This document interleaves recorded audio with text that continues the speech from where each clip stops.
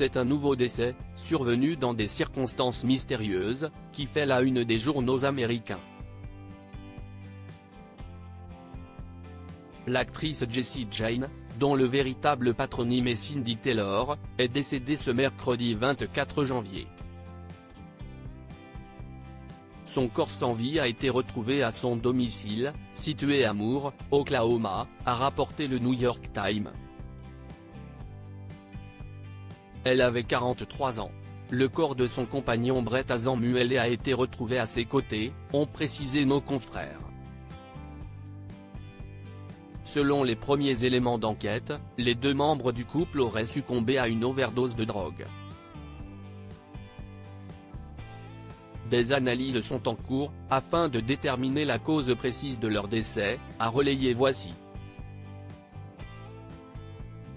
C'est la police qui aurait fait la découverte des corps de Jessie Jane et de son compagnon, après qu'ils n'ont plus donné signe de vie pendant plusieurs jours, ont précisé nos confrères de Téléstar.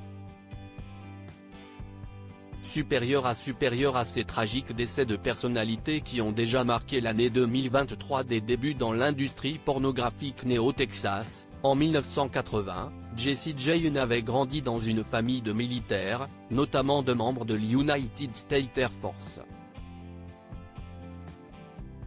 Il s'agit de la branche aérienne des services militaires américains, rapporte Voici. Après avoir exercé en tant que mannequin, Jessie Jane avait fait ses débuts d'actrice dans les années 2000. Elle avait tout d'abord joué dans des films pornographiques, à partir de 2002. Elle a évolué dans cette industrie pendant une quinzaine d'années, avant de se tourner vers le monde du cinéma. Elle avait ainsi joué dans le téléfilm Alerte à Malibu, Mariage à Hawaï en 2003.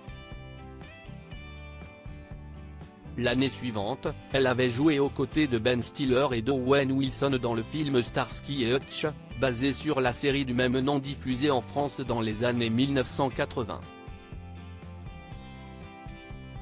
Elle avait en outre fait quelques apparitions dans la série Entourage, peut-on lire dans Téléstar. Article écrit en collaboration avec 6 Media Credit Photo, Fame Pictures.